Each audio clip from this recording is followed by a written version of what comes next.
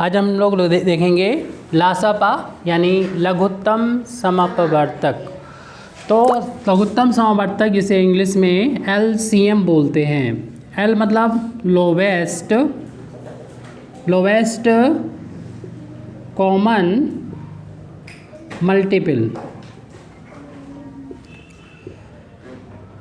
Lowest common multiple LCM कैसे निकालेंगे? दो या दो से ज़्यादा संख्याओं का LCM कैसे निकालेंगे? जैसे हमारे पास दो संख्याएं हैं 6 और 8, दो संख्याएं हैं। इन दोनों संख्याओं का हमें फाइंड करना है, LCM निकालना है। इन दो संख्याओं का LCM निकालना है। तो LCM कैसे निकालेंगे इन दो संख्याओं का? उसके लिए हम सबसे पहले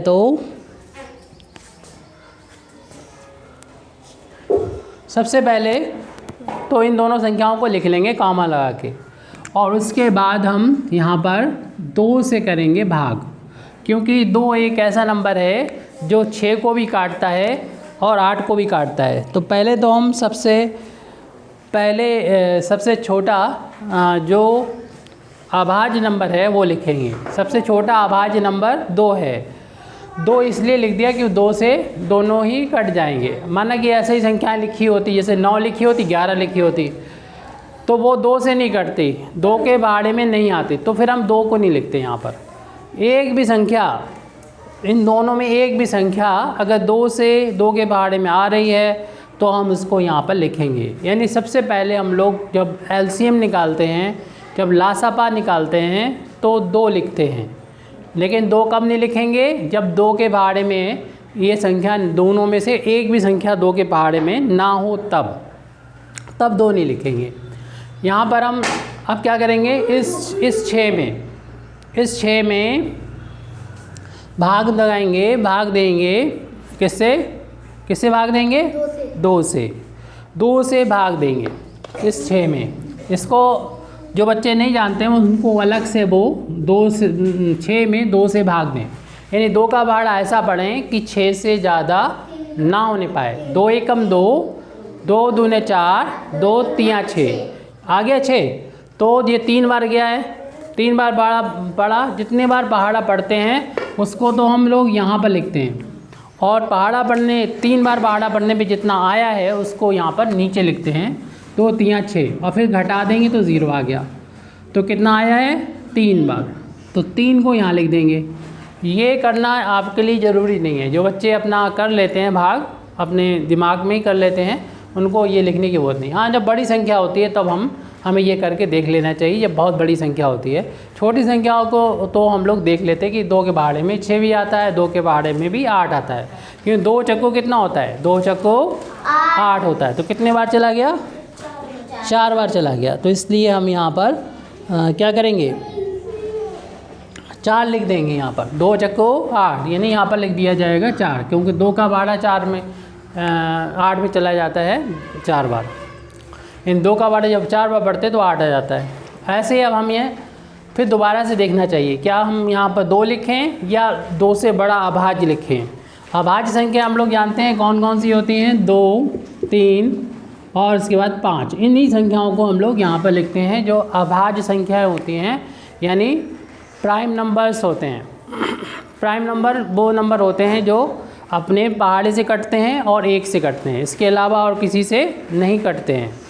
तो हम यहाँ पर 2 लिख सकते हैं, क्योंकि 2 के बारे में 3 तो नहीं आता है, 3 तो 2 के बारे में नहीं आता, लेकिन 4 तो आता है हम सामने।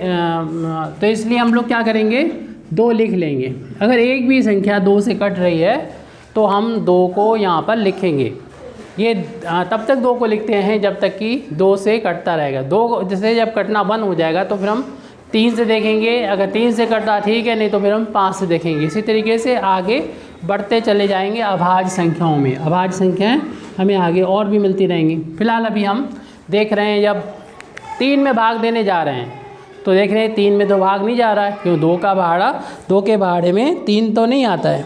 जब इसमें 3 नहीं आ रहा है तो हम लोग क्या करेंगे? 2 के बाड़े में अगर 3 नहीं आ रहा है तो हम लोग इसको क्या करेंगे? ऐसे ही छोड़ देंगे। यानी 3 को हम लोग ऐसे ही लिख लेंगे, 3 को बिना कुछ टच करे हुए इसी तरीके से लिख लेंगे 3 को यहाँ पर। और इस 4 में 2 का भाग क्या चला जाएगा? शिवन्या बताइए, इस 4 में क्या 2 का भाग चला जाएगा? कितने बार जाएगा? 2 बार जाएगा। तो 2 को हम लोग यहाँ पर लिख देंगे। फिर इसके बाद यहाँ पर हमें क्या 2 लिखना चाहिए क्या 3 लिखना चाहिए? 2 लिखना चाहिए क्या 3 लिखना चाहिए? 2 लिखना चाहिए। तो 2 को हम लोग यहाँ पर लिख देंगे। 2 इसलिए लिखना चाहिए क्योंकि इसमें तो 2 का भाग नहीं जाएगा, लेकिन इसमें तो 2 का भाग चला जाएगा। 2 एकम 2, एक बार गया। तो 3 को तो जिसमें भाग ना जाए उसे तो ऐसे ही लिख लिया करते हैं। फिर कॉमा लगाने के बाद, यानी कॉमा लगाने के बाद हम लोग फिर अगला इसमें भाग देंगे। कितना लिखेंगे अब? 1 लिखेंगे। जब 1 आ जाता है तो इसको हमें देखना नहीं पड़ता है, इससे हमें कोई मतलब नहीं रह जाता है। अब हमें इसमें कोई काम नहीं करना है, इस पर जो काम करना है वो इस पे करना है। और इसके अलावा और कोई संख्या नहीं बची है, 3 ही है। और 3 2 से भाग जाएगी नहीं, तो उसके बाद हम लोग 3 अभाज्य संख्या को देखते हैं। 3 से भाग देंगे, 3 एकम 3, और इसको ऐसे लिख देंगे। अब हमारा जो एलसीएम होता है, एलसीएम निकालने के लिए हम क्या करेंगे? इन सब को मल्टीपल कर देंगे, 2 में गुणे 2 में गुणे 2 में गुणे 3। अब डायरेक्ट अगर गुणा कर सको कि 2 में गुणे 2 करोगे 4, 4 में गुणे 2 8, और 8 में गुणे 3 करोगे तो 24 होता है। 8 3 24 होता है। गुणा कर रहे हैं यहाँ पर 24 होता है। लेकिन अगर डायरेक्ट ना कर सको तो 2 का कर लो, इन 2 का कर लो गुणा, इन 2 का कर लो। 2 दूनी कितना होता है? 4, और में गुणे 2 में गुणा 3 करोगे तो कितना आ जाएगा? 2 में 3 का अगर गुणा